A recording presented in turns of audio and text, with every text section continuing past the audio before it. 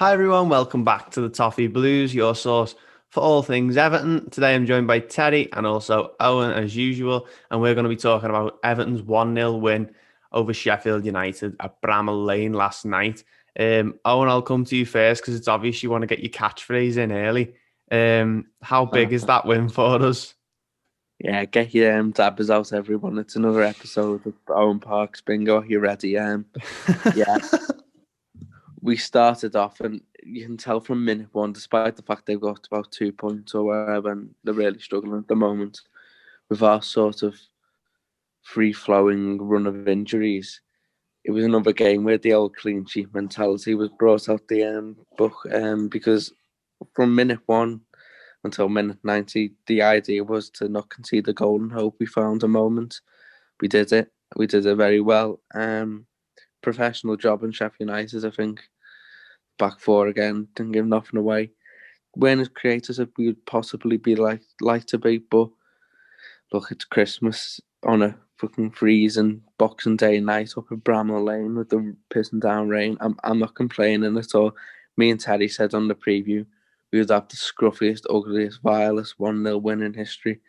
I That is don't think we're exactly far what off. we got. The last That's the game, scruffiest possible win we could have got that. you say that though, the last win I've ever saw anyone get as ugly as that, and I said in the preview, was Bournemouth beat Burnley about this time last year, when 1-0 to Burnley. There was about 3 shots in the game. About 60 minutes, I thought we'd get something similar to that. Didn't. We got through it, we won.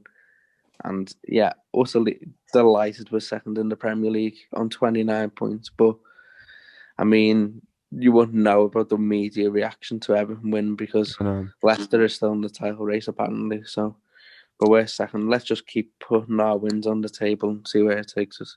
Yeah, obviously takes us back up to second. You know, what are we now? Are we 2 points behind Liverpool? But obviously Two they're points playing a bit. behind Sam Masterclass tonight. Yeah, and they obviously haven't played yet. Terry, how big's that win? Because that's massive, isn't it? Yeah, it's brilliant. Like, because we didn't play well. Like, that game was an absolute hog of a game. Like, but to be honest, the Christmas week, no one plays their best football. Like, you get mad results and you get terrible games to watch, and it's all about just getting the points. Like, even if we had had a fully fit team, I think with the amount of fixtures and amount of games on top of each other, you wouldn't have seen the football that we saw in the first part of the season anyway.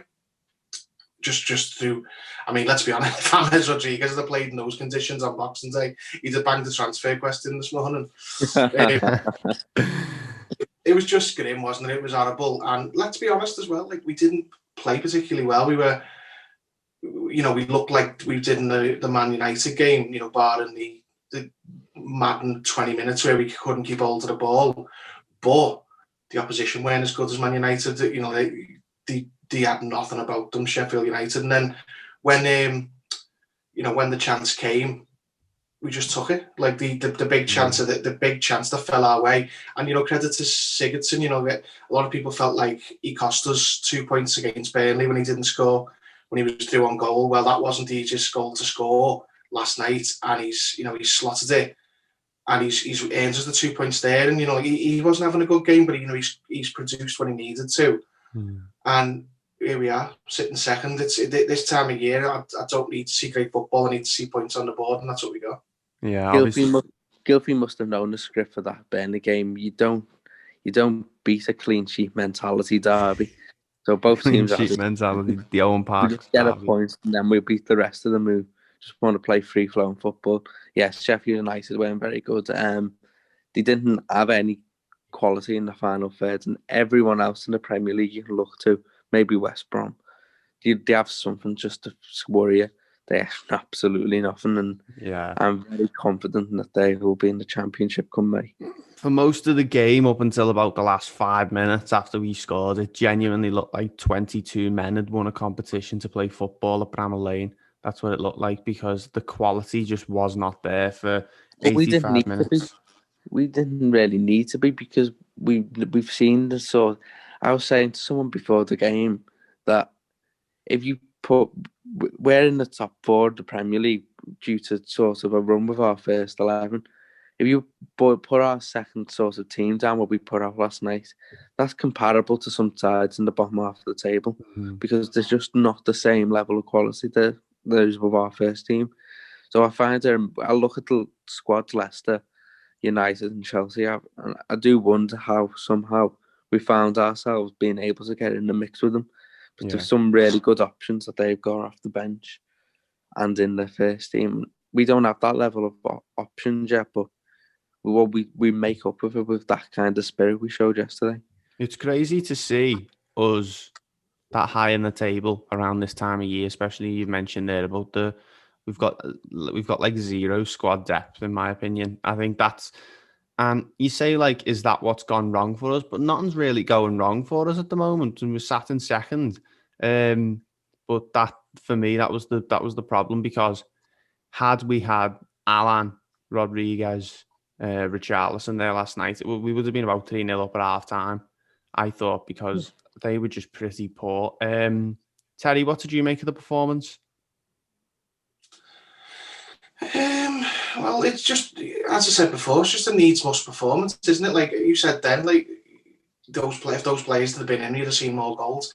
Rodriguez might have had 5 goals to himself, because they were just terrible. Sheffield United, weren't they? And the only, I mean, Owen said they had no threat up front, but I thought the movement from Brewster going from Keane's pocket to Mina's pocket was unbelievable. Just jumped from one to the other, didn't he? He spent 25 million quid on him. Bloody hell. That's what they do, innit? Like, every time Liverpool are selling a player, he's always world class, or he's world class in the making, and he just can't get in their team. And then 6 months to 12 months go by, and he's absolutely pony wherever he goes, and no one notices. And then the cycle repeats again, and they sell another one for big money. The most well-marketed sellers in the league, headed to them, which we were like that. We can't give our shit away, but they have players who are done absolutely nothing, and they all talk like they're amazing. Some of them buy into it so much that they'll still sit there and tell you now that this player, get a kick for them, is quality. Just because I was watching his performance and I thought, if I was on that pitch, I wouldn't be as bad as him. He probably the worst centre forward we played up against this season. Eddie could have been centre back and he wouldn't have caused him any issues. He was that bad. Well, my mate said where he was walking down a touchline, Brewster, and he told me after the game that he went to his little brother. He's a Liverpool family mate, going, "Oh, here we go. This is nailed on, innit? Brewster's going to come on and score now." And his little brother, who's an Everton fan, said he's been on the whole game. He's going off. That's how literally I hadn't actually picked up that Brewster was playing. £25 million credit to Liverpool, because they're having money fights in the office now, like laughing their heads off. And they'll do it again next summer. There'll be some other crabby they don't play. He'll go for another loads of money, and because Klopp says he's going to be world class, they'll all buy into it and go, "Yeah, he's going to be great." And they'll swindle. They got money for Brad Smith. How on earth did they get money for Brad Smith? There's so many over the years that have gone, like Barini. Barini went to Sunderland as well, didn't he? I think, and that wasn't cheap. There's been so many who've put credit to Liverpool, because they're very good at hyping players up. They're not going to be shite. They're the best transfer department in the whole league by far. They only ever buy quality, and they sell shite but convince everyone else they're quality as well. Yeah, that's it. Amazing, isn't it? But yeah, that's sort of was. I was just going to say, I just put that down for a while. It was just Eddie Howe being an idiot buying nonsense, but everyone seems to be buying their crap stuff, so I can't just blame him. Yeah, and you mentioned the defence there, Terry. I thought, if I'm being honest, I thought Everton were pretty abysmal for going on 90 minutes that yesterday. Probably obviously we won the game, and it's weird, because if that game had finished 0-0, I think there'd be pitchforks and torches out now, because it's crazy how things like that can go for you. 1 second of a game where Gylfi Sigurdsson puts the ball in the net, and we'll look back on it and go, that was a massive part of our season, because if that had finished 0-0, we'd be having a very different conversation today about which players need to go and which players need to stay, and why we're not taking our chances. But we did, and that's the difference. And I think a lot of it is down to Ancelotti and the mentality he's got. But I thought, you mentioned the defence. I thought the defence were the only players on the pitch who were completely, not at fault for the performance. I thought Mina was good. I thought Keane was good. Godfrey was great again, who will go on too. Even Coleman when he come on did well. But Ben Godfrey again. I mean, we're blue in the face talking about him, Terry, but he was great again, wasn't he? Yeah. I was actually thinking before we came on that when you look at our signings of the summer, the ones that grabbed the most headlines were obviously Rodriguez and Allen. But the signings of Decore and Godfrey are some of the most, low-key but useful signings we've made for years. Like the two of them are just linchpins of the team. Like them two will be up the spine of the team, I think, for the next 2-3 years at least. Like, Decore, he's a little bit older, so you don't know about him. But at the minute, the two of them are just key to how we play.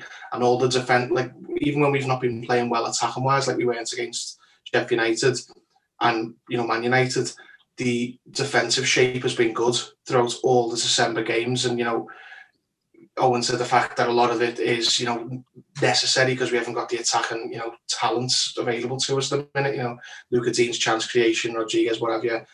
So them two have just been absolutely, Godfrey's playing out of position for the start. Doesn't look like he is because he's that good at it. And Decore's got like a revolving door of partners in the centre of midfield, and it's all the same people who were terrible in centre midfield last time. So Decore's having to do a lot of the work. But just off that, like when you say some of the players who stand out, like Decore and Godfrey, obviously. Tom Davis last night was just unbelievable. He was running the game, absolutely running the game against them, and I was like, "This is, Andre Gomez is in the mud because Davies has got to start alongside Decore until Allen's fit easily." Yeah, I couldn't believe how good he was, to be honest. And he can like 10 or something minutes in when he got the ball and beat about 3 players on the edge of our box and then won a foul. He proper surprised me, but Decore is the one who people are going to be giving all the credit to. He did great for Sigurdsson's goal, didn't he, Owen? Decore. Yeah, put this one in the history books. I thought Bernard did a decent substitute appearance as well. I can't speak more highly of Abdoulaye Decore if I tried, because I remember I put a tweet out. I think it was just after the Fulham game or one of the games we had during that run. I think we won it though, Fulham. And I said that Abdoulaye Decore has been by far one of our best players this season. And someone said he hasn't had a good game, he's shite. And when you just know nothing about football, and proved that he knows nothing about football. He did also say Tim Howard was an Everton legend, which kind of proved my point that he knew nothing about football. But even still, there was just this weird agenda for a few weeks with Decore, and it was just absolutely berserk because he's brilliant. And I could tell from when he was at Watford, he was a really good midfielder. And Watford's midfield for a few years with Decore and Capoue was just incredible, really, that he'd not let nothing past him. But yeah, Decore was fantastic again. I think he really helps Tom in the sense that he can be the energy and Tom can just sort of win us snide fouls and just keep the play going. And yeah, I thought Gylfi did well as well. So where do you think his future lies, Sigurdsson? Because he was number 10. He's always been a number 10. Because he was pretty rubbish last night, and then obviously he got the goal. He come up with his captain. Sigurdsson was rubbish last night. I thought he was all right. He didn't play much, but I thought he did all right. I thought he just seemed completely off the pace for the majority of the game. Every time he got the ball, he didn't want to move with it. And I thought it was going to be another one of them Sigurdsson performances, and then he popped up with the goal. So, you know what I mean? He's been making a career out of that, though, hasn't he? Yeah, so obviously and he scores important goals, to be fair to him, Sigurdsson. Obviously my contribution there is pretty unwarranted. That he can play as bad as he wants, but if he scores the winning goal, then I'm not really bothered. Bernard as well. Well, yeah, going to Bernard. Do you know what, Owen? And you've just mentioned it there, and I wasn't going to talk about him, but I thought, and cup your ears for this one, Owen. I thought Bernard was our best player when he came on last night. He wasn't in the final third. Yeah, I thought he'd come on and he absolutely changed the game, because Anthony Gordon was pretty much lost for the first half. And he came on and he just seemed like he was up for it. And he's one of them players, isn't he? You know what I mean? He'll come on, he'll either do nothing or he'll do everything. the game was crying out for someone like him, even though I'm not a huge fan of his. I think the game was crying out for someone to create something, get on the ball and break them down. Andy Gordon was constantly looking for the ball over the top and never really came. Yeah. I mean, he's going to have a tough Premier League career. We can't get the best of George Bulldog, who I don't think was in position all night. But when Bernard came on, he really did get a grip of the game, and yeah, he did well. Normally, it's these type of games where Bernard just looks even worse when he comes on in a cold night in Bramall Lane off the bench. I can't look at him now without thinking of him in that coat at Leicester. That's just going to be no matter where he goes in his career, that's going to be my definitive image of him. He did all right, yeah. I would probably start him in the next game. It's a home game. He does all right, isn't it? Yeah, I don't know if he's a starting material. I think he's more. Then again, no, if Charlison's not fit, you know what I mean. If Charlison's not fit, then someone's got to play there.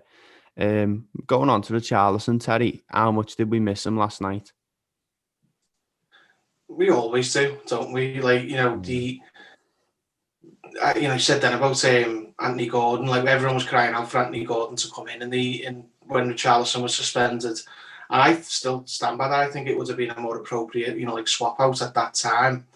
But it was just the wrong game last night because, you can't go from having actually next to no appearances for months to suddenly going in and being like one of the key players in the squad.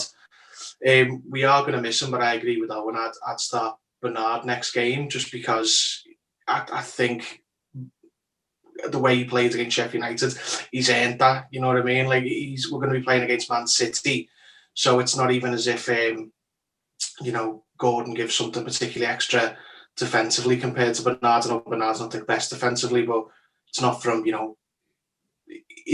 lack of trying. He does track his man, he does press, he does work hard. But if he can get on the ball and turn them the other way, like he was doing against Sheffield United, that was the main thing. Because we're going to be defending a lot against Man City, but when Bernard got on the ball, he turned the opposition the other way, and that's what we're going to need against Man City. We're going to need someone who can get the ball and find their man. We don't need someone who can just run directly, because I don't think that's going to work against City. We're just going to be running into their defenders. We need to be a little bit more protective with the ball, and I think that's what Bernard will do. Yeah, and he scored a good goal against United at home, didn't he, when he started that game?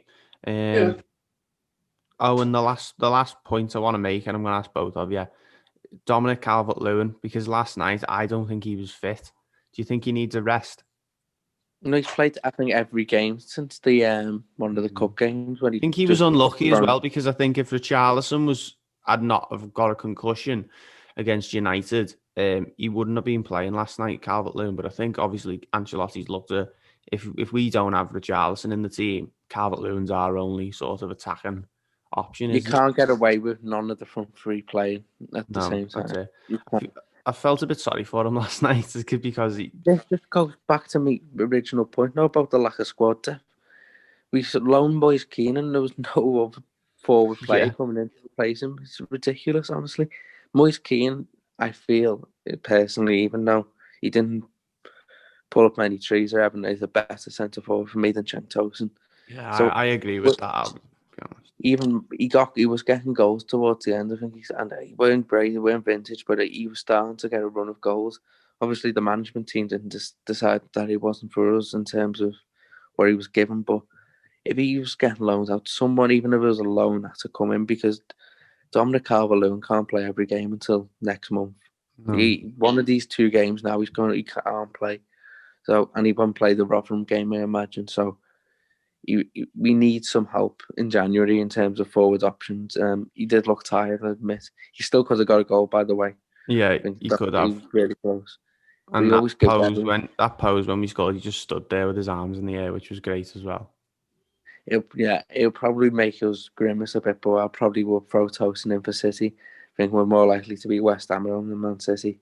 And I think Man City's a game where you play for a 0-0 rather than to win the game. And West Ham, you go throw everything there. Yeah. And you mentioned there Moise Keane's gone out on loan to PSG. I agree with you that he's a better centre forward than Cenk Tosun, and obviously he's gone on loan to PSG. and he's doing well at PSG. And people will make the argument that the league one isn't as good a league. But when you put it into perspective, Moise Keane's gone out on loan to Paris Saint-Germain, and Cenk Tosun would be going on a permanent to Besiktas on a free or something like that. That puts it into perspective for me to show you the quality that Moise Keane's got over Cenk Tosun and why he's a better option. Teddy, Calvert-Lewin, what do you think? Well, two things really, like on what you've just said there. First, Calvert-Lewin. I thought at the time, as soon as Lucas Digne got injured, I thought, right, we're going to have a goal drought for Calvert-Lewin now, because he's a quality finisher, but he doesn't create his own chances. It's just not his game. He finishes the chances that you create for him. So when no Lucas Digne putting the crosses for him, and no James Rodriguez to create from the other flank, he's going to suffer a goal drought. That doesn't mean he's been playing badly, though. We've switched to a very defensive, compact, formation and team.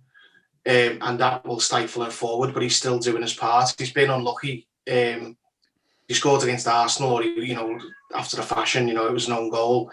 That volley last night, that had gone in, mate. There'd have been scenes if that would have been goal. Certainly goal of the month, maybe goal of the season for me, at least for us, because that was unbelievable. That would have been unbelievable. The way he took it down was just fantastic. I know, it would have been great. So he's still doing his job. We're just playing a different game now, and it's not conducive to him scoring goals because the creative players aren't there, but he's still, holding the ball up. He's still winning fouls up the pitch. He's still being a target man. And I'm not worried about the goals. Fitness-wise, he probably will get rested at some point, and it'll be Tosun. Yeah. But just on Moise Keane, you're just saying he's better than Tosun, and he'd be better to have him there. I honestly think the club just made it. They looked at it in the summer, and they've made a call. They've gone, right, he is not going to start over Calvert-Lewin. Calvert-Lewin's our man. So he's going to be our second choice. He's going to be our bench striker. And every time he's come off the bench, he looks like he's drunk. He doesn't know where he's playing. He doesn't know what he's doing. He's all right, half decent when you play him in a 2 from the start, which we're not going to do anymore. And he's not going to get many starts. So as much as he is, Moise Keane is better than Cenk Tosun. I can tell you both thought I was going to disagree with that then. I was going to say I'll end the call right this minute if you say Cenk Tosun. Moise Keane. But I just think him being out and scoring goals at PSG is more valuable to the club than him.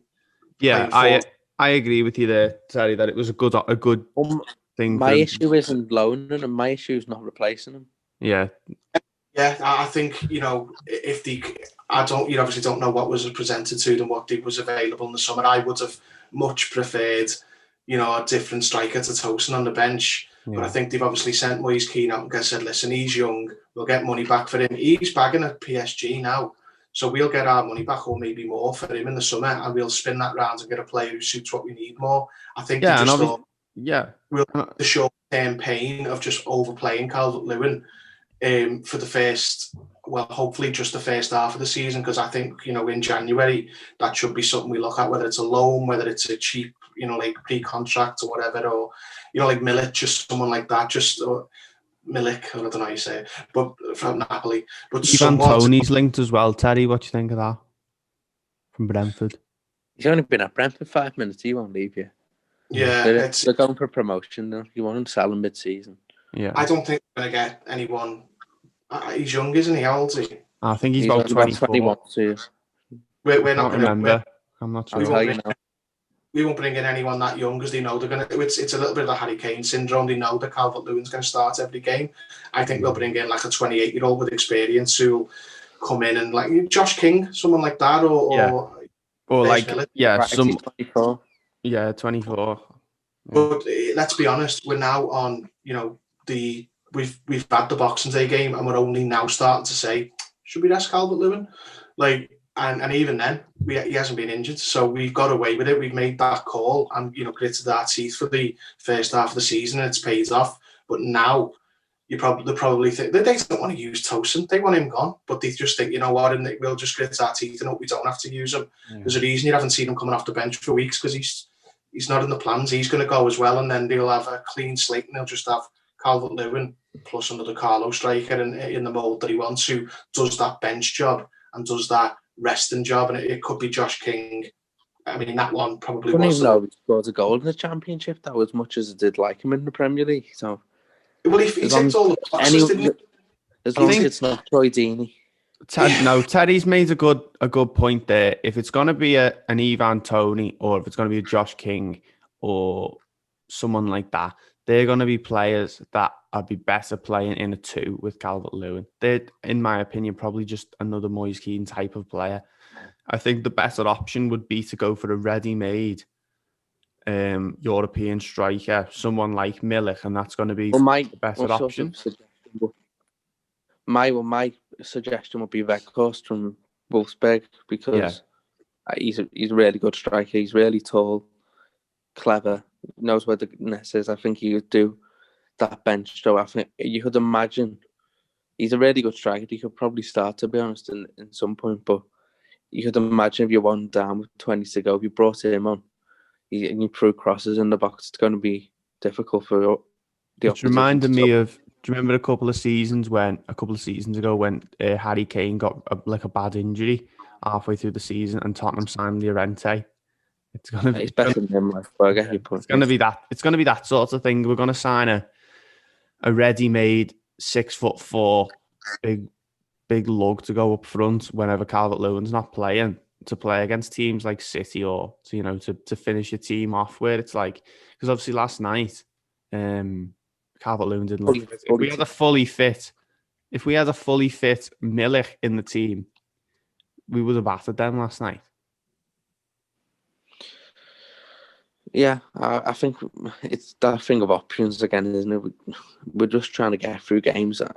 I couldn't be more delighted with the 3 points last night because of we're going off on topic because it was just a brilliant win for us last night. It takes us second. It takes us behind Liverpool. We'll be open Big Sam does the business later. And then if he does do, I mean, they're not going to win, but don't build yourself up, he won't. Anyway, all right. Terry, imagine how many Holland's pies were beaten on that West Brom coach on the way home if they win. There'll just be tins spread across the floor. Anyway, do Holland's pies come in tins, or is it the other ones? Don't know. Anyway, that's gonna be that's gonna be it for this one, guys. Thank you very much for watching. Of course, to quote Owen, I'll get one of my bingo ones out the way. Football's all about opinions, so the comments section down there is there for a reason. Let us know what you thought of Everton's 1-0 win at Bramall Lane. Let us know, does Calvert-Lewin need a rest? Are we missing Richarlison? What do you think of Gylfi Sigurdsson? Do you think we need a striker in January? All that sort of stuff. And thank you very much for watching. Follow Terry and Owen on social media. Make sure you look for the Toffee Blues on Twitter and Instagram. And until the next one, we'll see you later.